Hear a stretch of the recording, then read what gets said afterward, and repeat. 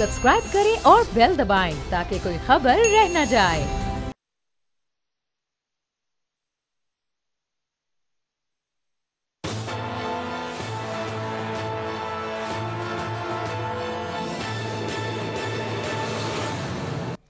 अस्सलाम वालेकुम, मैं आपका मेज़बान समी इब्राहिम हूँ और आप देख रहे हैं प्रोग्राम तजज़िया। मेरे साथ हमारी को एंकर अलीना इलियास हैं और हमें ज्वाइन किया है स्काइप पे अरशद अब्बासी साहब ने। पानी के एक्सपर्ट हैं। पाकिस्तान का जो इस वक्त मामला है बिजली का, बड़ी इनकी रिसर्च है। असल मामला है क्या, ख़राबी है कहाँ और क्या ये ठीक हो सकता है, कैसे हो सकता है। आज ये इनसे इसलिए हम बात करेंगे कि पूरा पाकिस्तान तारीकियों में है और कौम को एक लॉलीपॉप दिया जा रहा है कि शायद ये किसी ख़राबी की वजह से हुआ है। तो वो आपको बताएंगे कि असल मामला क्या है। वासी साहब से उनसे पूछेंगे सब कुछ, लेकिन और भी बहुत कुछ हुआ आज, उनका तज़किरा कर लेते हैं। एक तो नकीबुल्लाह महसूद राव अनवार को बरी कर दिया गया है। उन पर इल्ज़ाम था कि उन्होंने उनको कत्ल किया और 16-17 पुलिस वाले थे, उन सब को आज बरी कर दिया गया।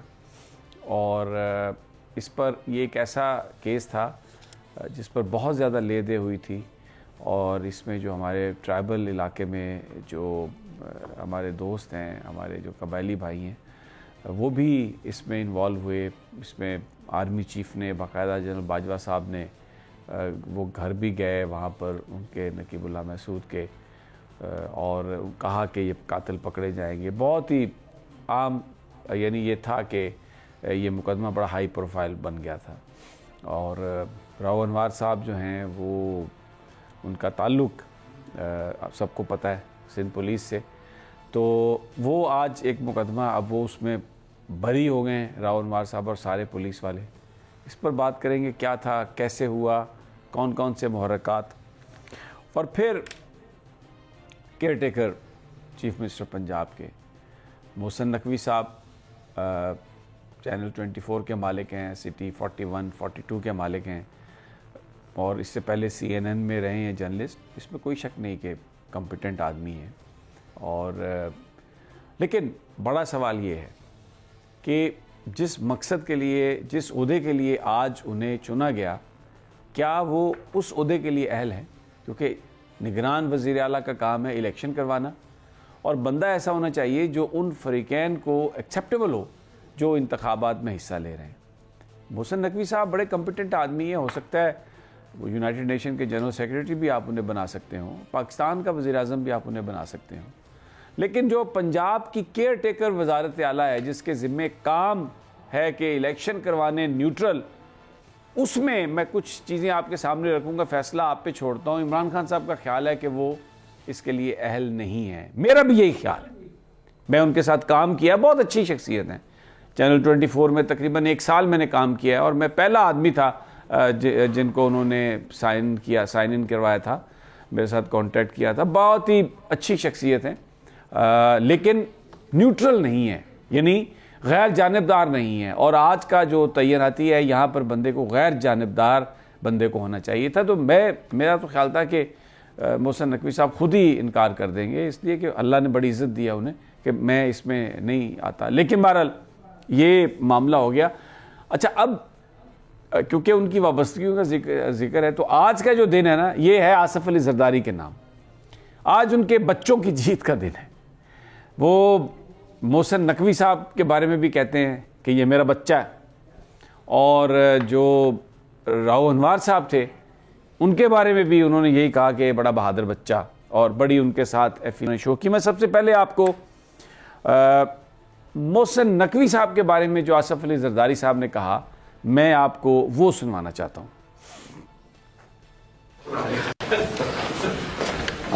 मेरा बच्चा है जी, तुम्हारा रिश्तेदार है जी। मेरा बच्चा है, तुम्हारा रिश्तेदार है। तो आसिफ जरदारी साहब का एक बच्चा तो वज़ीर ख़ारजा है, जिसको वो वज़ीर आज़म बनाना चाहते हैं।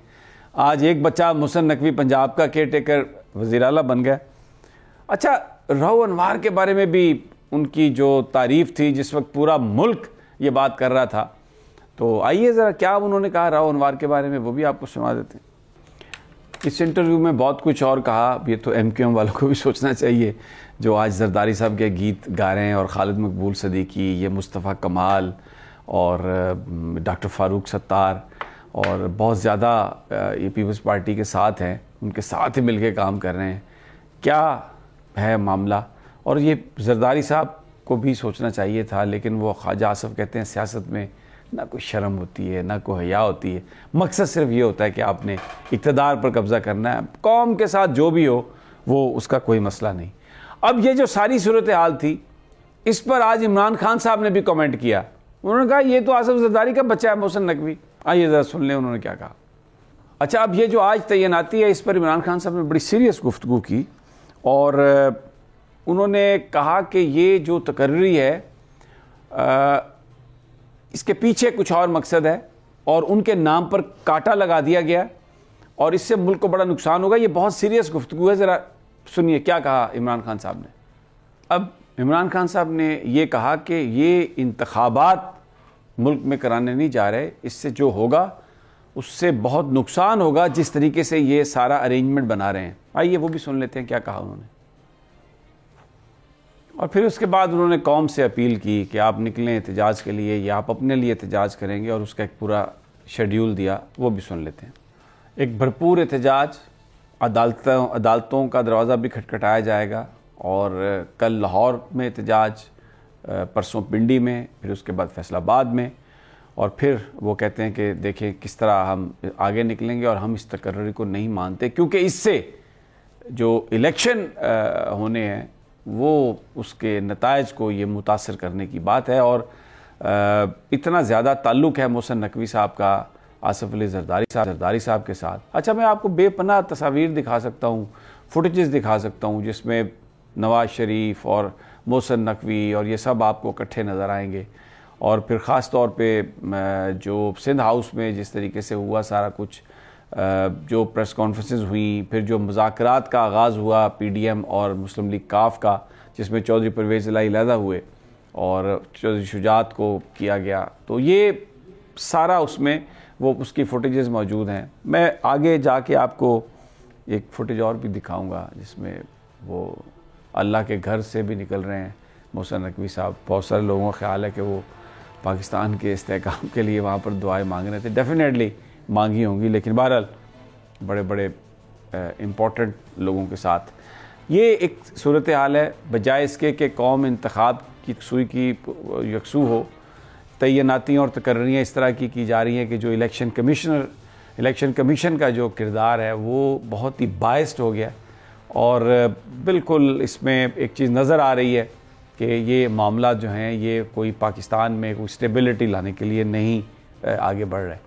ये इस पर हम बात करेंगे, लेकिन क्योंकि फ़हीम साहब भी हमारे साथ हैं, उनसे हम ज़रा आगे जाके बात करते हैं, क्योंकि पाकिस्तान की जो हालात हैं, एक तो ये देखें एक टर्मोइल आ गया केयर टेकर्स की जो तैनातियाँ थी, उसमें पंजाब में जो कुछ हुआ अनसर्टेनिटी ज़्यादा, और दूसरा आज पूरा पाकिस्तान तारीकी में।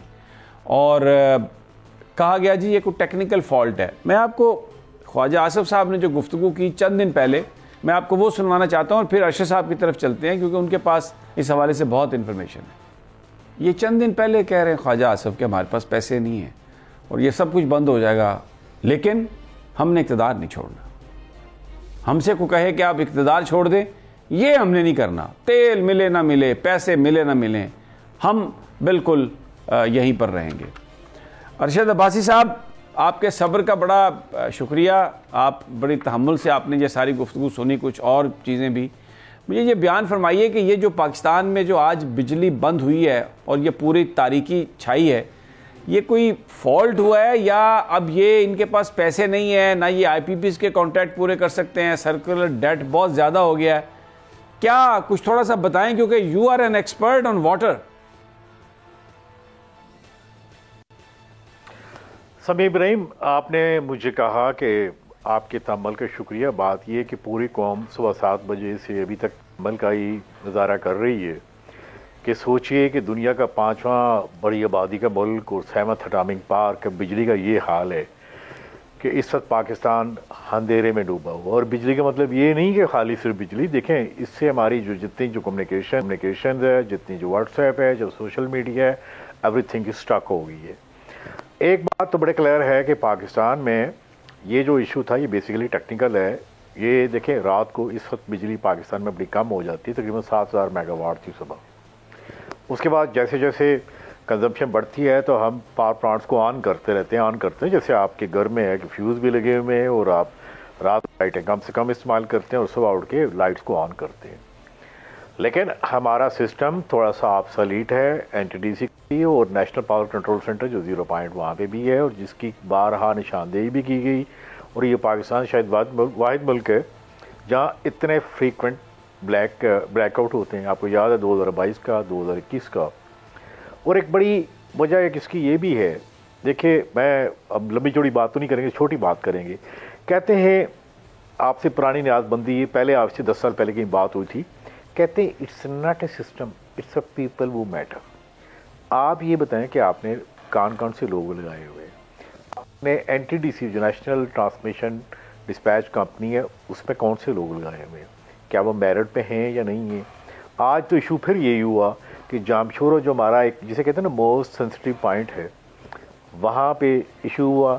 वो जिसे फिर कहते हैं ना कैस्केड, यहाँ से होते होते वार्सिक तक एंड देन साउथ तक गया।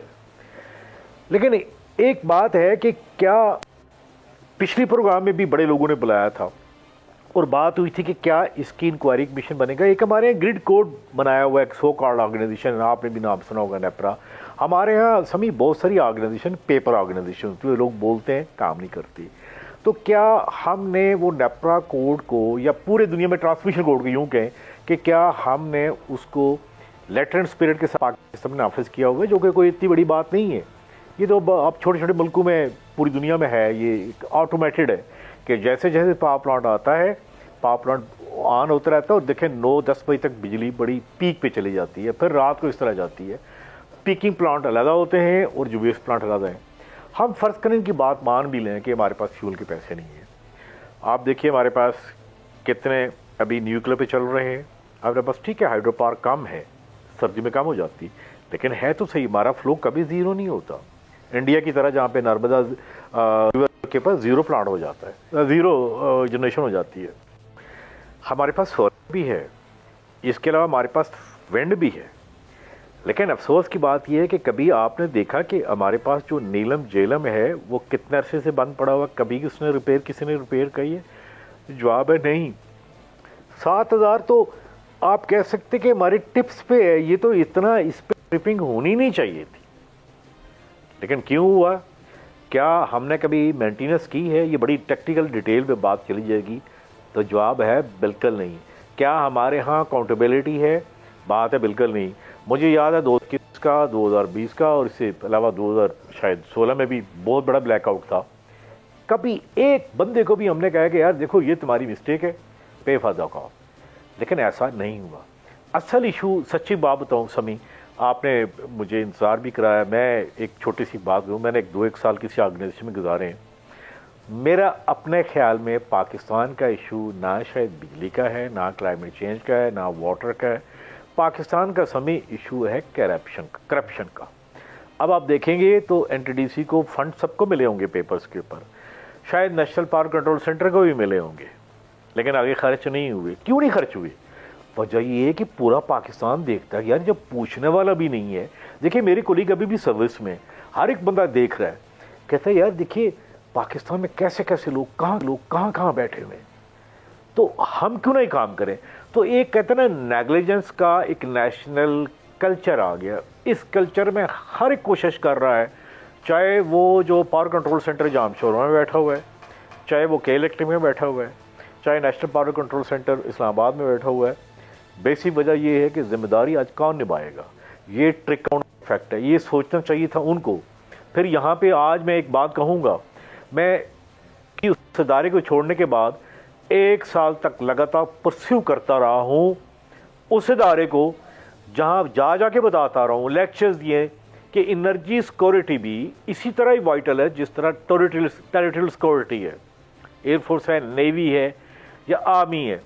वाटर, इकनॉमिक और ये सब ये सिक्योरिटी भी हिस्सा है। आप एक एक इसकी चीज़ें बनाई हुई हैं कि ये कोड है, ये आपने ऐसे करना है, ये ऐसे करना है। मुझे इनसे गिला नहीं है, गिला उनसे है जहाँ पे 1.5 साल बैरियर एनक्लेव से आप वो पिंडी जाते हैं, बताते हैं, एक एक चीज़ सट करके देते हैं। देखिए, मैं और आप एक्टर नहीं हैं, एक्टिंग हम तो स्क्रिप्ट राइटर हैं, हमने तो बना के देनी थी। अभी आपने अपने प्रीम्बल में बड़ी बड़ी बातें और कही हैं, मेरा उससे ताल्लुक नहीं है, लेकिन लगता है वो भी कोई स्क्रिप्ट है।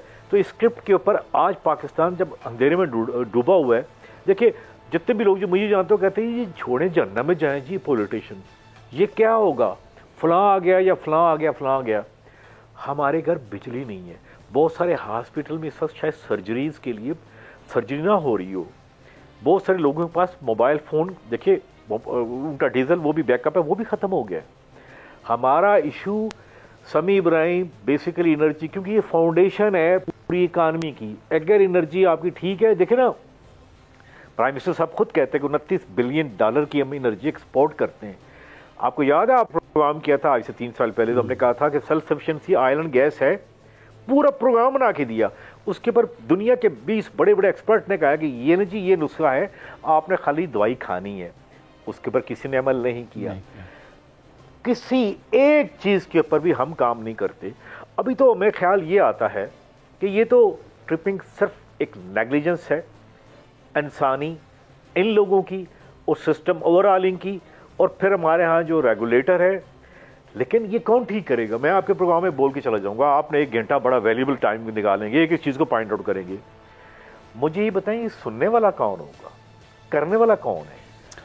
बिल्कुल ठीक है अब्बास साहब, मैं आप हमारे साथ ही रहिए। बड़ी अपने अपने दिल से आप ये बात कर रहे हैं कि ये जो नेग्लिजेंस है और अकाउंटेबिलिटी नहीं है, आज का ये जो सारा कुछ हुआ है उसमें बुनियादी वजह इनकम्पिटेंट लोग और ऐसे लोग जिनको ये पता है कि अकाउंटेबिलिटी नहीं होगी, वो बैठे हैं उन सीट्स पर और पाकिस्तान का ये इन्होंने हशर कर दिया। उससे पहले भी हमने ये डिस्कस किया कि यहाँ पर जो बंदा जिस काम का अहल नहीं है उस पर उसको लगा दिया जाता है और फिर तवक्को ये की जाती है कि हालात ठीक हो जाएंगे।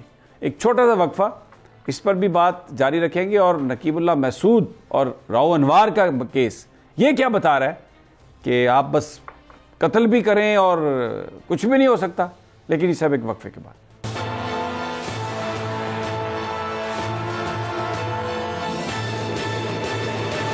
वेलकम बैक नाजरीन, अरशद अब्बासी साहब हमारे साथ हैं। अरशद साहब, ये बयान फरमाइए कि अब आज का ये जो सारा वाक़या है, अभी तक बिजली बहाल नहीं हुई, 10 बजे का टाइम दिया गया, बीच में 1-2 दफ़ा कोशिश हुई बहाली की, लेकिन फिर वो ट्रिप कर गया। पानी से बिजली की पैदावार बहुत कम हो गई है, IPPs को देने के लिए तेल नहीं है, पैसे नहीं है, एग्रीमेंट हम रीनिगोशिएट नहीं कर सकते। तो ये फिर इसका हल क्या है इस सारे क्राइसिस का? देखिए समी एक बात तो बड़े क्लियर है कि पाकिस्तान के फ्यूल के लिए तो पैसे नहीं है। जाहिर है कि हमारी जो डिपेंडेंट, हमने उस वक्त पावर प्लांट LNG पे लगाए। देखिए उस वक्त आपको याद है कि कहते हैं कि देखें ये काम आप मत करें। ये जो सच बात आप मुझे कहने दीजिए, उस वक्त जो सीपेक चल रहा था, सच्ची बात तो ये है कि जब 3 कोल पावर प्लांट लगे और फिर जो 4 LNG के स्टेशन, तो यही जो आज चैंपियन बने हुए हैं, जाके कोयटा में लेक्चर दे रहे हैं या यहाँ पे दे रहे हैं कि जी हम पाकिस्तान को एक नया चार्टर्ड ऑफ इकानमी देंगे, ये देंगे, ये इन्होंने किया हुआ है।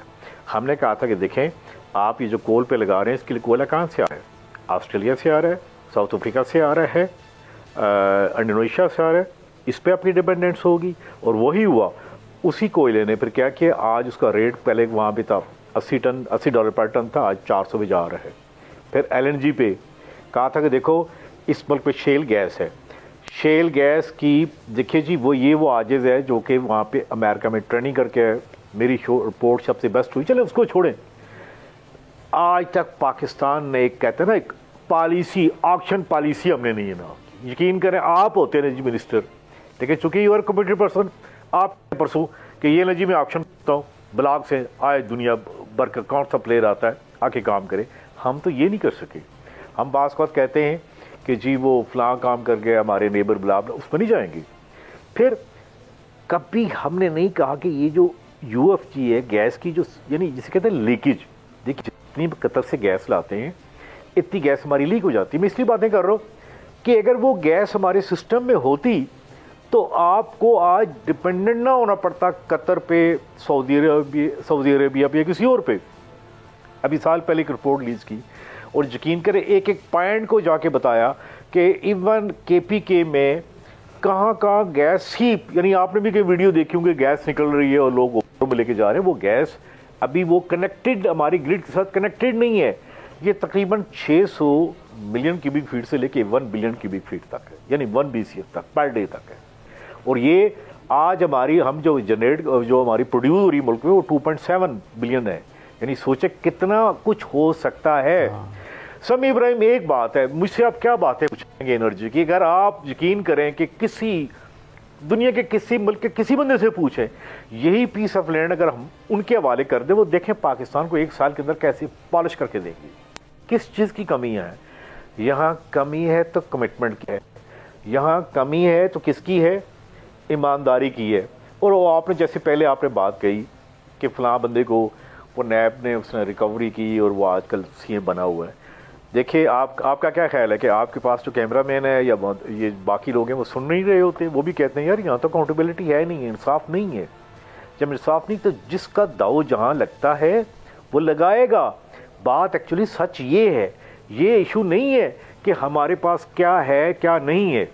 इशू है हम as a nation total destruct कर चुके हुए हैं। मैं क्या आपको कहूँ, आपको मैं कहता हूँ आप बैठे आके चेयरमैन NTDC बैठ जाएं, मिनिस्टर बैठे, हमारे जैसे आजिज़ होंगे आपके साथ काम करेंगे। ये देखें 1-2 माह के अंदर मुल्क कहाँ से कहाँ चला जाएगा। लेकिन अगर आपकी लॉयल्टी यहाँ पे ना हो और आपको पता हो कि यार मैंने तो भाग जाना है। और एक और बात बताऊँ, आज जो एक बेसिक जो चीज़ है हमारे पास फ्यूल की कमी है, बिल्कुल ठीक आप 2-3 दफ़ा पॉइंट आउट कर रहे हैं। समी इब्राहिम, आपको पता है कि जो हमारा मिनिस्टर पेट्रोलियम है वो बेसिकली कौन है, उसकी क्या क्वालिफिकेशन है? इस मुल्क में कोई 40 इंजीनियरिंग यूनिवर्सिटीज़ है, वो एक फार्मासिस्ट है। ये अफसोस की बात नहीं है, वो क्या जाने ये क्या चीज़ है। Right man for right job नहीं होगा तो वो कहते हैं ना, अब उदास फिरते हो सर्दियों की शामों में, इस तरह तो होता है इस तरह के कामों में। इसको आके कौन ठीक करना? ये एक नहीं है, अगले दिन कुछ और एक और मसला हो जाएगा, कोई 2 महीने बाद एक और प्रॉब्लम हो जाएगा। और फिर एक और बात है कास्ट, फिर सर्कुलर डेट। अभी तो समी इब्राहिम इस साइड पे नहीं आए, 4200 बिलियन रुपीज़ का सर्कुलर डेट है। और जब मैं गया था हाजी साहब के पास तो उस वक्त 2200 था और 1 साल काम करता रहूं।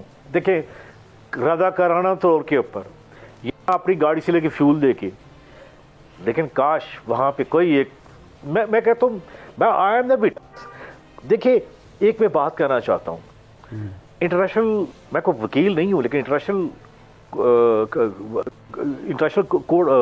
कोर्ट ऑफ वार क्राइम एक क्लास है जहाँ मैसिव अनरेस्ट है। यकीन करें हमारे बहुत सारे लोग उस क्लास के अंदर शायद ट्रायल हो सकते हैं। ये मैं बड़ी अहम बात कर रहा हूँ। कल कोई सरबरा उठेगा, international court of war crime में जाएगा, कहेंगे क्लास 4 को प्रोवोक करो। ये कौन है एक्टर जो लोगों को बलक बलक के रो रहे हैं लोग? ये हकीकत है। मुझे पता है कैसेट क्या हुआ, किस तरह क्या इशू है, वो कास्ट वो जो सिस्टम था यहाँ पे होना था वो अपग्रेड नहीं हुआ, वो कौन ले गया कौन नहीं लेके गया। देखिए अब आप कह रहे हैं बासी साहब के करप्शन की एक फ्री करके दी थी, सर करप्शन की एक मैसिव कहानी है, इनकम्पिटेंट लोग। असल एक है जहाँ अकाउंटेबिलिटी नहीं हो, वो आप कमाल बात करते हैं, वो कैसे हो सकता है?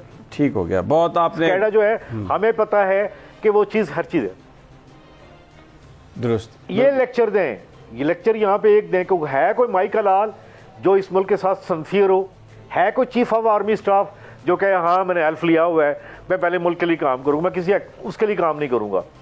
उस दिन मामला ठीक हो जाते हैं। आखिरी बात मैं कहूँगा, जिस दिन वो बंदा आएगा आर्मी चीफ जो कहेगा हाँ energy security, water security, food security, economic security भी is a part of integral part of national security है, जैसे इंडिया में है, जैसे यूके में है, जैसे हमें करने की जरूरत है। बिल्कुल फरमा रहे हैं। बहुत बहुत शुक्रिया अरशद आपका, आपने बड़ी ये इंपॉर्टेंट बात कही कि ये वो चीज़ें हैं जो निगलेक्टेड है, इनको हमें इनका अपलोड करना पड़ेगा। और जो हमारी मेन पॉलिसी है जैसे फूड सिक्योरिटी है, इस तरह ये एनर्जी सिक्योरिटी भी एक बहुत ही वाइटल पॉइंट है। और आज जो कुछ भी हो रहा है वो बुनियादी तौर पर इसलिए कि इनकम्पिटेंट लोग हैं, politics is being played, commission बनाए जा रहे हैं, माल बनाया जा रहा है, कौम की तरफ कोई नहीं देख रहा। अब फ़हीम साहब हमारे साथ हैं, उनका भी बड़ा सब्र है। और Fahim, thank you very much. Important case और जो आज फैसला आया, बहुत सारे लोगों के दिल टूट गए। ऐसा लग रहा है कि जो बड़ा आदमी है या किसी बड़े आदमी का साथी है उसको तो नहीं पकड़ा जा सकता। अहम तासुर ये है। मेरा सवाल है कि आप इसमें कुछ बताएं हमें कि हुआ क्या ये सारा वाकया। समीर, सबसे पहले तो मैं आपको एक कमेंट करना चाहूंगा आज के इस फैसले के ऊपर। वो मेरा सबसे बड़ा कमेंट जो है वो ये है कि जिस शख्स को कराची से लेकर पूरा पाकिस्तान और पाकिस्तान से लेकर अमेरिका तक इनकाउंटर स्पेशलिस्ट कहती है, उसे आज अदालत ने इनकाउंटर स्पेशलिस्ट मानने से इनकार कर दिया। इससे बड़ा इस मुल्क में मजाक क्या हो सकता है? इससे बड़ा इस मुल्क में इंसाफ के साथ मजाक क्या हो सकता है? आप सिर्फ ये देखिए कि अदालत अपने फैसले में ये भी लिख रही है कि नकीबुल्लाह को कत्ल किया गया, तो ये बहुत ही बहिमाना वाकया है। आप जिसे बहिमाना वाकया करार दे रहे हैं, आप उस बहिमाना वाकये के जिम्मेदारों को सजा सुनाने के लिए तैयार नहीं है और सब कुछ डाल दिया जाता है लाके प्रोसिक्यूशन के ऊपर। ठीक है, मैं इस बात को मानता हूं कि हमारे निज़ाम इंसाफ में बहुत बड़ी कमियां हैं, खामियां हैं, प्रोसिक्यूशन जो है वो अपना केस जो है वो सही नहीं बनाता, लेकिन अदालतें जो हैं, वहाँ जो जजेस बैठे हैं वो भी तो इसी सोसाइटी से है ना। क्या उन्हें नहीं पता कि किस तरह से शवाहिद को बदला जाता है, गवाहों के ऊपर क्या दबाव होता है कि जिसकी बुनियाद पर वो अदालतों में आकर अपने बयानात से मुनहरिफ हो जाते हैं। 7 गवाहों ने जो है अपना बयान बदल लिया। ये 7 गवाहों का बयान बदलना ही जो है वो राव अनवर की बरियत का और उसके साथियों की बरियत की वजह बनाए। तो यकीनन आप ठीक कह रहे हैं कि उन तमाम लोगों का जो इंसाफ पर यकीन रखते हैं, जो इस बात पर यकीन रखते हैं कि अदालतें उन्हें इंसाफ देने के लिए हैं, उनका दिल टूटा है। ये बिल्कुल ठीक बात है। अब होना क्या चाहिए? अब होना सिंपल, मुझे तो इसके अलावा कोई राह नजर नहीं आ रही, और यही होगा डेफिनेटली कि अभी जो है नकीब के वालिदैन जो है वो जाएंगे हाई कोर्ट में आला अदालत में इस फैसले के खिलाफ अपील दायर कर देंगे। वहां पर फिर कई साल तक जो है उन्हें इंसाफ के लिए भटकना पड़ेगा, उन्हें अदालतों के चक्कर लगाने पड़ेंगे। उसके बाद मुमकिन है कि फिर फैसला यही है। अगर फैसले में कोई तब्दीली हो भी गई तो मुझे नहीं लगता कि इस फैसले में कोई चेंज होगी। देखिए, मैं आपको सिर्फ और सिर्फ एक सिमिलरिटी दिखा दूं एक और केस में से। पहले मैं आपको ये बताऊंगा, नकीबुल्लाह के खिलाफ भी जो है वो 5 केस बने थे, दहशतगर्दी के भी, इक़दाम कत्ल के भी, असला रखने के भी। उनमें भी नकीबुल्लाह को बरी कर दिया गया था। आज नकीबुल्लाह को जिसने मारा उसे भी बरी कर दिया गया। इस तरह तो ये लगता है कि जैसे ये वाकया हुआ ही नहीं था, यानी जिसने मारा था वो भी बरी हो गया, जिसको मारा गया था उसके खिलाफ जो केसेस बने थे वो भी खत्म हो गए। तो हुआ क्या था? वाकया कहाँ गया? बिल्कुल ऐसा ही हमारे यहाँ इंसाफ की तारीख में एक वाकया और है, और छोटा मोटा वाकया नहीं है। मुर्तज़ा भुट्टो कत्ल केस का वाकया है। मुर्तज़ा भुट्टो कत्ल केस में भी सेम यही हुआ था। आपने मुर्तज़ा भुट्टो के और उसके साथियों के खिलाफ जो मुकदमात बनाए थे उनमें भी उन्हें बरी कर दिया था। और मुर्तज़ा भुट्टो के कत्ल केस में जितने मुल्जिमान आपने नामजद किए थे, शुएब सडल से लेकर जनाब शाहिद हामिद तक, मौजूदा जनाब राय ताहिर साहब तक जो FIA के DG भी रहे, उन सबको भी आपने बरी कर दिया था। तो अजीब सा हमारे यहाँ हाल है। अदालतें, मुझे आपके चैनल पर ये कहने दीजिए कि तौहीन अदालत के अगर कोई जुमरे में आता है तो मैं जिम्मेदार हूँगा, आप नहीं होंगे। कि अदालतें खुल तो जाती हैं इतवार के दिन भी, छुट्टी के दिन भी, लेकिन जब ये वाला इंसाफ देने का वक्त आता है, जब किसी को अपने प्यारे के कत्ल का इंसाफ चाहिए, तो वो इंसाफ इन्हें अदालतों से नहीं मिलता। अच्छा, ये बात बड़ी अहम है आपकी फ़हीम, लेकिन मेरा यहाँ पर एक सवाल है। क्योंकि राव अनवर का बारे में ये एक परसेप्शन था, ये कहा जाता है कि वो जरदारी साहब के बहुत करीब थे, और अपने इंटरव्यूज़ में जरदारी साहब छुपाते भी नहीं इस बात को। जिस वक्त ये मुकदमे बनाए गए तो उस वक्त जो प्रोसिक्यूशन था, जो पुलिस थी, वो भी अंडर इन्फ्लुएंस थी, पीपल्स पार्टी की गवर्नमेंट थी। तो अगर मैं ये कहूँ कि मुकदमा बनाते वक्त चीज़ें इस तरह की लिखी गई, FIR ऐसे लिखी गई, शवाहिद ऐसे इकट्ठे किए गए कि जिसकी बुनियाद पर जो इन्वेस्टिगेटर्स थे उनको पता था कि आगे जाके अदालत से रिलीफ राव अनवर को मिल जाएगा, क्या ये बात जो मैंने कही ये सही है? देखिए, आप ये बात कह रहे हैं इस बात पर कि आज प्रोसिक्यूशन को अदालत ने कसूरवार ठहराया कि वो नाकाम रहा इस्तिगासा साबित करने में, लेकिन इसी प्रोसिक्यूशन में, इसी केस के अंदर हमें ये भी नजर आया कि जियो फेंसिंग ने ये बताया कि राव अनवर मुकाबले वाली जगह पर मौजूद थे। हमें इसी केस में ये नजर आया कि जनाब राव अनवर के मामले में, नकीबुल्लाह के मामले में एक अदद JIT बनी, जो एक सीनियर पुलिस ऑफिसर की सरबराही में बनी, सनाउल्लाह अब्बासी की सरबराही में बनी। सनाउल्लाह अब्बासी की JIT में राव अनवर और उसके साथियों को कसूरवार ठहराया गया था। जिस वक्त JIT बनी थी, क्या उस वक्त सिंध में पीपल्स पार्टी की हुकूमत नहीं थी? कि जिस वक्त जो है वो JIT बनी थी, उस वक्त सिंध में किसी और का लगाया हुआ अफसर मौजूद था। AD ख्वाजा साहब IG थे, सनाउल्लाह अब्बासी साहब जो है वो एडिशनल IG थे, और उन्होंने जाके जो है वो JIT की सरबराही भी की, और वहां पे उन्होंने जो जाए वक़्वा था उसका भी विजिट किया था, और भी कई चीजें की थी। उस वक्त तो JIT की रिपोर्ट में राव। अच्छा रुकिए यहाँ पर फहीम, यहाँ पर इम्पोर्टेंट बात है। आप पहली JIT जिसने ये गिरदाना ये साबित किया और अपनी रिपोर्ट में लिखा कि नकीबुल्लाह महसूद जो हैं वो इसमें इन्वॉल्व हैं, लेकिन फिर बाद में एक और JIT बनती है। वो कैसे बनती है, कौन बनवाता है और किस तरह से ये मुकदमा चलाया गया? मुझे एक छोटा सा वक्फा लेना है, वापस आते हैं तो फ़हीम से इसी पर बात करते हैं।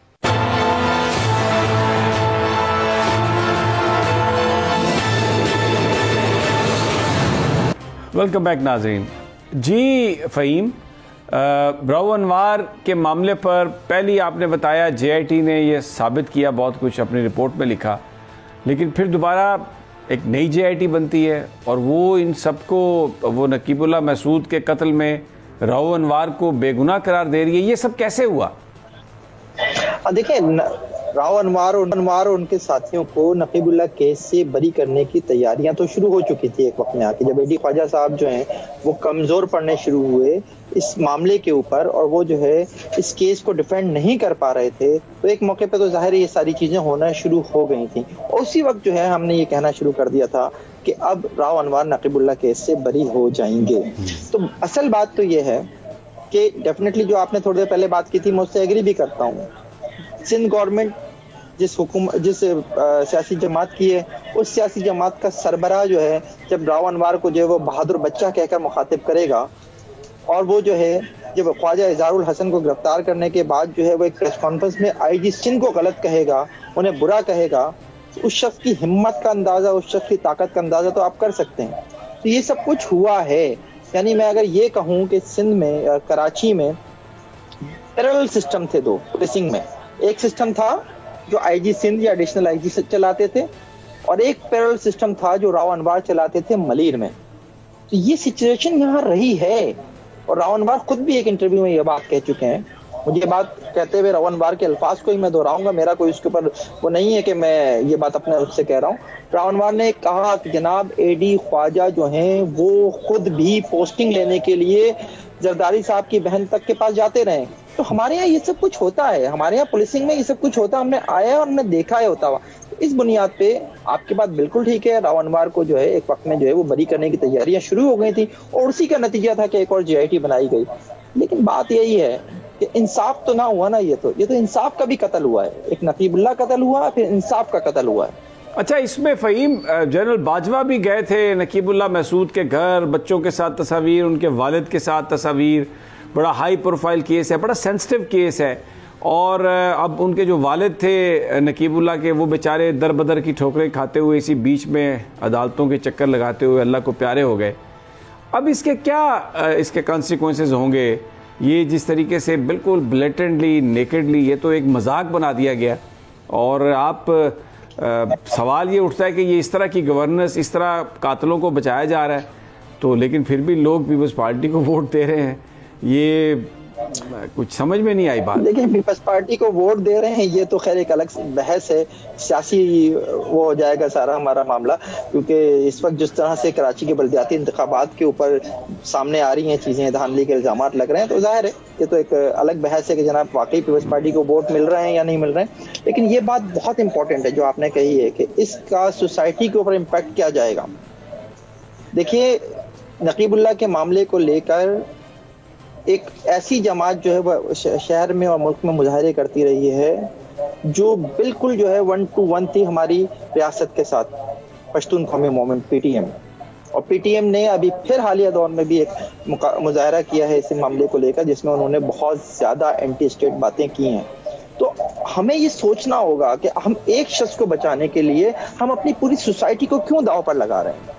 अगर इन ऐसे फैसलों से, ऐसी चीजों से अगर सोसाइटी में उन लोगों के, जाहिर है उन लोगों को हिमायत बढ़ती है उनकी, जो एक शख्स के कत्ल के ऊपर इंसाफ के लिए बात कर रहे हैं और शख्स को इंसाफ नहीं मिल रहा तो उस शख्स की हिमायत बढ़ती है जो उसके लिए बात कर रहा होता है। तो हमें ये देखना होगा कि हम सिर्फ एक शख्स के लिए, सिर्फ इस बुनियाद पे कि वो आपका लाडला था, सिर्फ इस बुनियाद पे कि जनाब वो जो है एक ऐसा शख्स था जो आपके लिए यस्सर कहता था। लेकिन फ़हीम इसमें ये मैसेज, फ़हीम शायद ये मैसेज भी देना मकसूद हो कि जो बड़ा आदमी है, जो यहाँ पर डॉन की हैसियत है, वो ये पूरी सोसाइटी को बता रहा है कि जो मेरे साथ रहेगा मैं उसको इस तरह प्रोटेक्ट करूँगा, जो मेरे साथ रहेगा उसको मैं इस तरह चीफ मिनिस्टर भी बनवा दूंगा। तो आप अपनी राह मुतय्यन करें और मेरी तरफ आएँ। तो अपने इन्फ्लुएंस के लिए ये चीज़ें ज़रूरी हैं उनकी। बिल्कुल पॉसिबल है, बिल्कुल पॉसिबल है। और ये पॉसिबल क्या बल्कि है ही यही कि एक तीर से कई शिकार किए जाते हैं। राव अनवर 100% इस केस में जो है वो कन्विक्ट होते नजर आ रहे थे एक वक्त में, फिर चीजें चेंज होना शुरू हो गई। जब किसी ने उनके सर के ऊपर पूरी तरह से हाथ रख दिया तो वो जो है आज बरी भी हो गए। तो डेफिनेटली इसके जरिए ये मैसेज भी गया है कि मेरे साथ चलोगे तो सब ठीक है, तुम्हारे लिए कोई मसला ही नहीं है इस मुल्क में रहना, इस मुल्क में कोई इशू तुम्हारे लिए, तुम अगर चाहते हो कत्ल करते हो, कर किसी को कत्ल कर दो, कोई मसला नहीं है, मैं बचा लूंगा। डेफिनेटली ये मैसेज गया है और इसके सियासी वो जो असर। अच्छा, इससे तो ये भी लगता है फ़हीम, इससे तो ये आपकी माशाल्लाह बहुत ज़्यादा आप इनसाइड इंफॉर्मेशन भी होती है आपके पास, एंड आप ये क्राइम रिपोर्टिंग में बहुत आप अथॉरिटी हैं कराची में। ये और भी बहुत सारी JITs बनी और भी बहुत सारे बलोच साहब, उज़ैर बलोच का भी नाम आया, वो भी पता नहीं कितने केसेस थे, सब में बरी होते जा रहे हैं। और उनके बारे में भी ये है कि जरदारी साहब जो हैं वो उनको समझते हैं वो भी उनके बच्चे हैं। तो ये तो फिर राज करेंगे जरदारी के बच्चे। समी, मैंने आपको शुरू में एक बात कही थी, इशारतन कही थी, लेकिन मैंने ये नहीं कहा था उस वक्त कि जनाब जिस केस को मैं सिमिलरिटी के तौर पे जिसको पेश कर रहा था, मुर्तज़ा भुट्टो कत्ल केस, उस केस के में भी तो एक मुलजिम थे जनाब जो बहादुर बच्चा कह रहे थे, वो भी तो उस केस में थे ना, वो भी उसी तरह से बरी हुए हैं।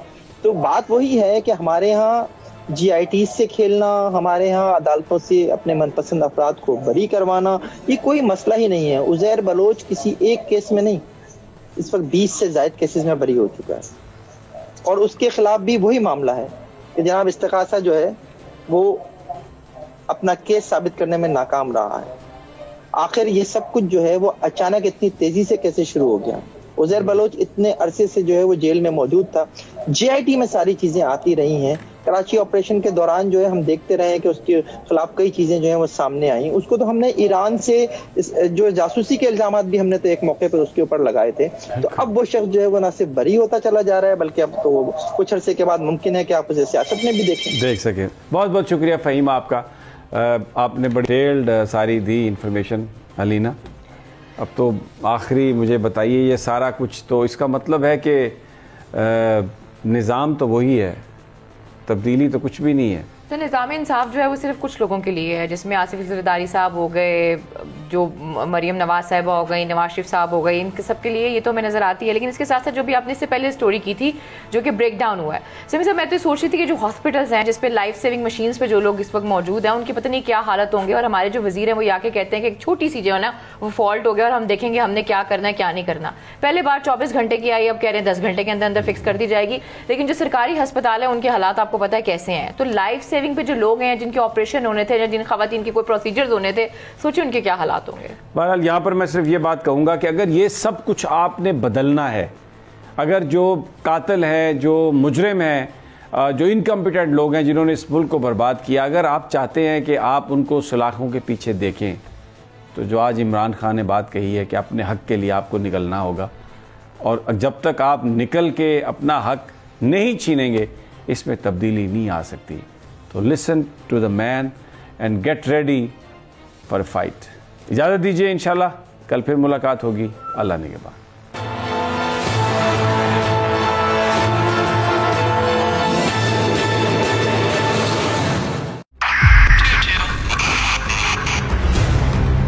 दो 2022 2022 बहुत सारे तोहफे भी देखे गया पाकिस्तान की आवाम को। पाकिस्तान की आवाम को एक तोहफा ये दिया कि आवाम को पता चल गया कि पाकिस्तान का मीडिया क्या है। साल 2022 में सबसे ज्यादा देखे जाने वाला चैनल बोल न्यूज रहा नंबर 1। हमने बहुत सारे शोज और ट्रांसमिशंस की, पूरा साल मुसलसल जदोजहद में निकल गया कि ये वोट ऑफ कॉन्फिडेंस के पीछे कौन लोग थे। तोड़े रेटिंग के सभी रिकॉर्ड। सोशल मीडिया पर भी सबसे ज्यादा तेजी से 2.4 बिलियन व्यूज का संगे मील अबूर किया। एंकर्स को भी आवाम में सबसे ज्यादा मकबूलियत मिली और सोशल मीडिया पर भी बोल रहा सब पर भारी। सब्सक्राइब करें और बेल दबाएं ताकि कोई खबर रह न जाए।